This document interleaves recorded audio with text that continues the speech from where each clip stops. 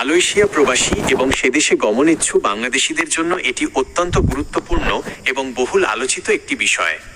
আপনি যে হেডলাইন দুটি উল্লেখ করেছেন তা মূলত মালয়েশিয়ায় অবস্থানরত অনিয়মিত অবৈধ কর্মীদের বৈধকরণ প্রক্রিয়া আরটিকে 2.0 এবং নতুন করে বন্ধ থাকা কলিং ভিসা চালুর জোরালো দাবির দিকেই ইঙ্গিত করে।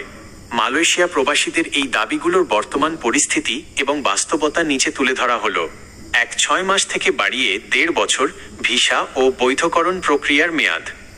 মালয়েশিয়া সরকার বিভিন্ন সময়ে তাদের ইমিগ্রেশন নীতি এবং ব্যাক ফর গুড B4G বা আরটিকে কর্মসূচির মেয়াদ নিয়ে নানা সিদ্ধান্ত নিয়েছে।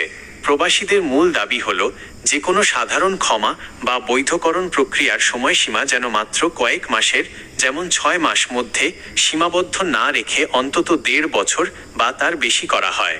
কারণ মালয়েশিয়ায় দালাল বা প্রতারক চক্রের দৌরাত্ম্য, নিয়োগকর্তাদের গাফিলতি এবং জটিল আইনি প্রক্রিয়ার কারণে মাত্র কয়েক মাসের মধ্যে হাজার হাজার শ্রমিকের পক্ষে কাগজপত্র ঠিক করা বা ফিঙ্গারপ্রিন্ট দিয়ে বৈধ হওয়া সম্ভব হয় না।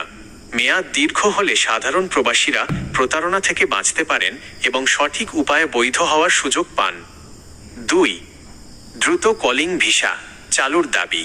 2024 সালের 31 মের পর থেকে বাংলাদেশ সহ 14টি উৎস দেশ থেকে নতুন কর্মী নেওয়ার কোটা ও কলিং ভিসা সাময়িকভাবে স্থগিত রেখেছে মালয়েশিয়া সরকার। বর্তমান অবস্থা: বাংলাদেশ সরকার, প্রবাসী কল্যাণ ও বৈদেশিক কর্মসংস্থান মন্ত্রণালয় মালয়েশিয়ার শ্রমবাজারটি পুনরায় সম্পূর্ণ স্বচ্ছ ও সিন্ডিকেট মুক্ত উপায়ে চালু করার জন্য দেশটির সরকারের সাথে কূটনৈতিক পর্যায়ে আলোচনা চালিয়ে যাচ্ছে।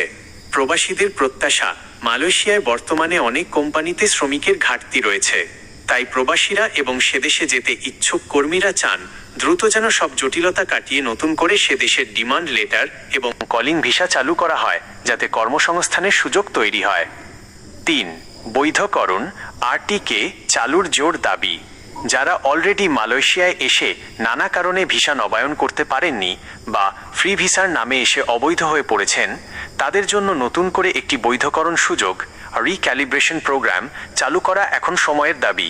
প্রবাসীদের দাবি হল সরকার যেন মালয়েশিয়া কর্তৃপক্ষের সাথে আলোচনা করে এমন একটি স্থায়ী বা দীর্ঘমেয়াদী ব্যবস্থা করে, যার মাধ্যমে প্রবাসীরা সরাসরি ইমিগ্রেশনে গিয়ে বা নির্ভরযোগ্য নিয়োগকর্তার মাধ্যমে সহজে আইনি প্রক্রিয়ায় ভিসা পেতে পারেন। সতর্কতা: প্রবাসীদের জন্য মালয়েশিয়া সরকার আনুষ্ঠানিকভাবে নতুন কোনো বৈধকরণ আরটিকে বা কলিং ভিসার চূড়ান্ত তারিখ ঘোষণা না করা পর্যন্ত কোনো দালাল, সাব এজেন্ট বা ভুয়া এজেন্সির কাছে পাসপোর্ট বা অগ্রিম টাকা লেনদেন করা থেকে বিরত থাকুন।